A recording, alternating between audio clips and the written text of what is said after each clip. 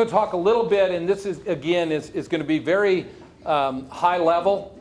I know the board might have hired me to be superintendent, but they never would have hired me to be the CFO. So we'll get through this.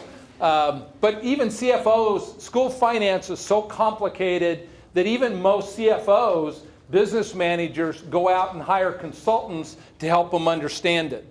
And all it can take, there's templates out there, it gets very complicated. I'm going to send you School Finance 101, but when you read it's 101, you're going to think it's a graduate level class. So I'm just going to send that to you. You can look at it as you want or delete it. But it's very complicated, and it can change so quickly. I remember another school district I was in, I was telling somebody we were $1 million to the good on the template that they had in July. So we're all excited, $1 million to the good. They changed one line in the template, went from being $1 million in the good to $1 million deficit. So that's a $2 million turnaround just like that. And so it's very complicated, and there's people out there that are the statewide experts that study this stuff all the time and talk about it. And we run all our scenarios past those people, take a look at predictions that we've made. And so again, it's a team effort because it is very complicated to understand. What I'm going to give you then is just, like I said, this really is Finance 101. We get our money from three general places: federal funding, state funding, and local tax effort are the three areas of revenue sources for us. And so we're just going to kind of take a look at each one of those quickly. Federal funding, you hear so much about federal involvement in education and things that goes on. It's 2%. And those numbers are all rounded down. It's actually 2.4% of our monies come from the federal government. Most of those monies, as it said, are going to be given for a specific purpose. They're targeted programs. Usually you'll hear of them like Title I, and there's all these title programs. And when you heard them talking about at the federal level, financing potentially, the plan was to go out and help finance charter schools, private schools, and the government was going to put $20 billion into that. Guess where that $20 billion was probably going to come from? These federal monies. And so while it's not a large amount, it's important because it's special programs, targeted programs that make a difference in certain children's lives. Cannot be used to supplant, so we can't say it can only be a supplement.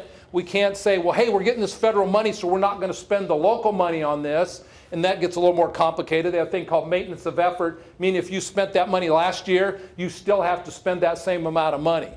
And so otherwise you're saying you're probably supplanting to carry those programs on. And then the monies that come from the federal government, about 50% of what they come to Texas, example, half of it will go to us and about half goes out to our regional service centers or TEA to disperse in whatever manner. Again, those are more the block grants. So that's 2%. State funding, it's funded under what they call the foundational school program. Sometimes you'll see it in the just called FSP. And it's where the districts get their funding. This is the complicated part here. Local's not complicated. With the state, it gets very complicated. Legislature gives the power of TEA to administer that funding. And this is actually a quote piece from the foundational school program that we're talking about giving substantially equal access to similar revenue per student at a similar tax effort. And so that's kind of the idea of equalizing the wealth. And you can reach a point, this year it's $319,500 of wealth per child. So if they took all of our wealth that we have, taxable appraised values, divide our kids into it, if it's greater than $319,500, you're what's called a Chapter 41 district. In a Chapter 41 district, basically, the easiest way to think of that is the old Robin Hood that you used to hear about. And they say it went away, but it really didn't. And so if you're a Chapter 41 district, that means you have to figure out how you're going to get your wealth down to $319,500 per student or below. And there's a number of different ways to do that. We buy credits with the state. Most districts do. You could actually, when I went to first district I was in here in North Texas, we actually took and helped. We bought some of the kids over from another school district and sent the money directly to them. So there's 3 or 4 different ways it can be done, and we just do the tax credit. We now are a Chapter 41 district. So we're under the Chapter 41 Robin Hood. However, we are predicting no payment for 2016-17. And again, it's another formula thing of how this all works. But there will become a time as we grow that if our taxable appraised values continue to grow, even though we're growing with students, we'll turn into a Chapter 41 district and make payments. For some districts, they run into the situation, another district I was in, where almost 50 cents of every dollar collected locally went back to the state of Texas. Can you imagine that? And there's another Highland Park school district, ISD, was even higher. In fact, when they had some of the budget cuts, they went into having parents come serve lunch. They have no bus service, things like that, because so much of their tax dollars in Highland Park, what they did is said, guess what, we're not going to have a tax raise. We're not going to come and ask you to send 80-some cents to the state. And so they started a program called Mad for Plaid. And their colors are tartan plaid. What they said was, rather than us increasing your taxes, just write us a check, and then we'll keep 100% of it. And we'll just throw it in local revenue. And so there's ways that people try and protect their taxpayers in spite of the program. So that's our state funding at 39.2%. Again, very complicated. Each district receives a different level of funding. Again, two districts I know that butt up against each other, almost identical student populations. One district receives $21 million more from the state than the district right next door. Almost essentially the same population. And again, that gets very complicated to why that happened. And it had to do back when they did a thing called tax compression. And I'll show you that in just a second. The funding levels, again, the wealth per student is the kicker. And the $319,500 comes from Austin ISD. They chose Austin ISD to be the above or below line number. So lower wealth per student, more state funding, higher wealth per student, less. So I sent you one of those charts if you had a chance to look at that. What it showed was as your local revenue goes up, the state gives you less money. Because they're saying, well, if you can make that much here, then you don't need as much from us, and then they can use that money to try and equalize the wealth across the district. And some places it works, some places it does not. Here's your local tax effort.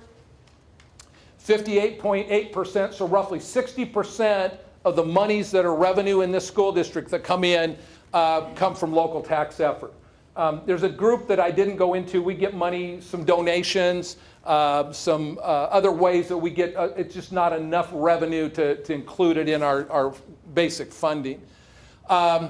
Generate from our property tax. Remember, the board sets a tax rate. We're locked in right now, but the board sets a tax rate and votes on that. And so you say, well, how can my taxes go up then? Well, they go up because your appraised value goes up, and we're at $1.54, which I'll break down. So $1.54 of $200,000 versus $1.54 of $250,000, your tax bill went up, and that was because the Denton CAD, the folks that go out, the county appraisal district says this home is now worth this amount of money, and that's where it comes from. If you're 65 or older, your taxes are frozen. Both the tax rate and your appraised value of your home is frozen unless you do substantial improvements to the house. So if you put a wing on it, they're going to come back out, reappraise it, say, here's your new rate, and it's locked in. So if you're 65 and older, though, it's locked in terms of both the rate and the appraised value.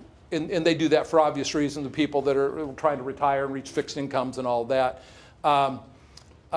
Actually, when you turn 65, most people don't know this, you actually don't have to pay your taxes if you don't want to. Seriously. But people that have done it get hammered, and you can defray your taxes. However, what happens is you're going to get interest, and there's no penalty, it's all interest. And there was a guy in Denton that did that. He was ill, and he was in his late 60s, and he thought he was going to pass away. So he said, well, I'm not going to pay my taxes then. He lived to be like 92. And his son showed up when he passed away to say, oh, he said, I've struggled. He's telling, I struggled my whole life. I'm finally going to get the money for this. He owed more money in taxes than the home would sell for. So that's what you can get into trouble. But there is a law that allows you to do that. 58.8%, so you can see the bulk of our dollars comes from our local tax effort. and the Latin ad valorem taxes, which just means according to value. So you're paying taxes according to the value. And the more valuable your property is, then the more you're going to pay in taxes. And so it's just kind of one of those progressive taxes. So 2 tax rates, maintenance and operation, interest and sinking, also sometimes referred to as debt service. And I want to spend a little bit of time with that. Our maintenance and operation, or we just call it M&O rate, that's what is the day-to-day operations of the school district. And salaries for teachers and other staff is the bulk of that at approximately 80%. Then you see facility repairs, maintenance, contracted services. In some districts, you might say, hey, I know a district that they're, instead of 80%, it's 60%.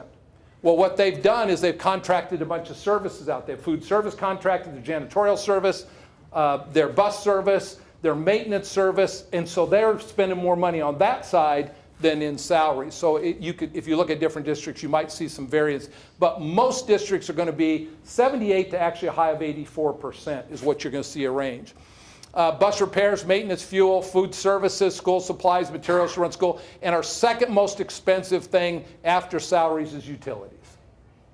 So that's the 2 big areas that come out of M&O. And so compared to you thinking about your house, it's your house repairs, fuel for your car, things you have to do around the house, your groceries, utilities, all of that. That's kind of our M&O, and that's your M&O. And so here's a look at our M&O of how the dollars come out per student for this year's budget. And you see the same percentages down through in the 3rd column. And so we're collecting about $82.12 per student. That's based on 7509, and that number's high.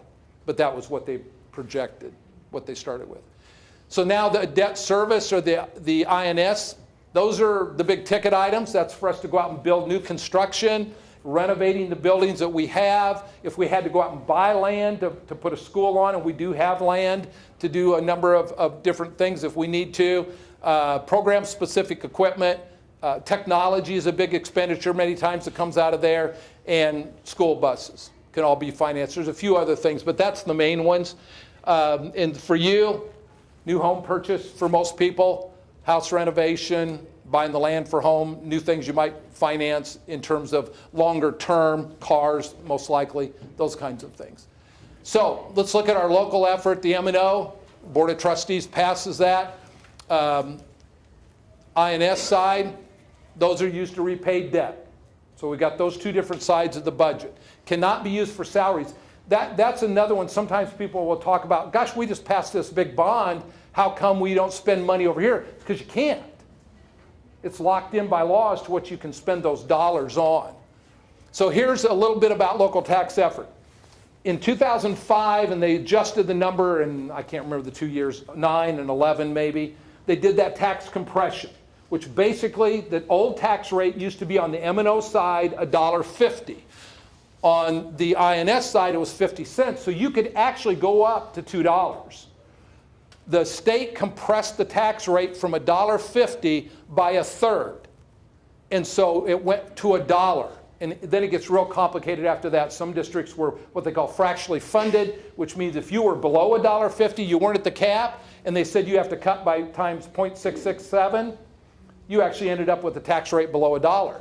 So then they had to have this fractional funding issue. There's some other stuff that gets involved in there. Frisco, you may have heard they talk about the word ASSETAR, additional state aid for target revenue, and they were $35 million short was what was going to come up for a payment this year.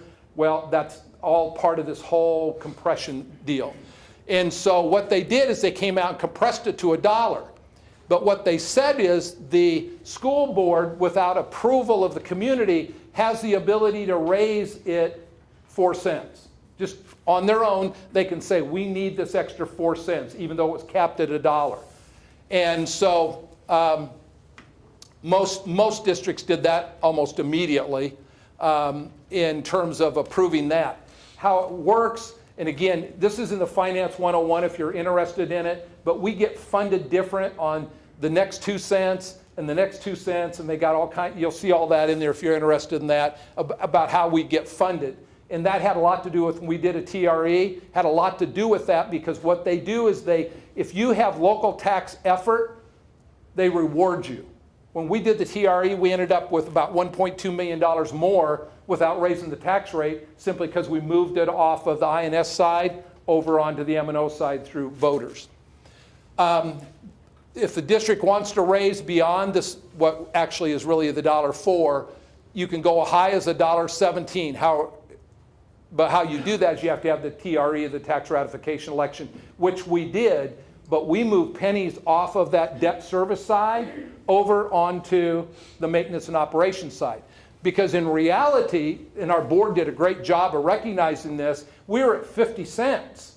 We moved 13 cents off through TRE, which took us down to 37 cents. If we can pay our bills by law, if you can pay your bills with 37 cents, our board said, why are we charging our property owners an extra 13 cents? If we can pay our bills with 37, why do we need that 13 cents?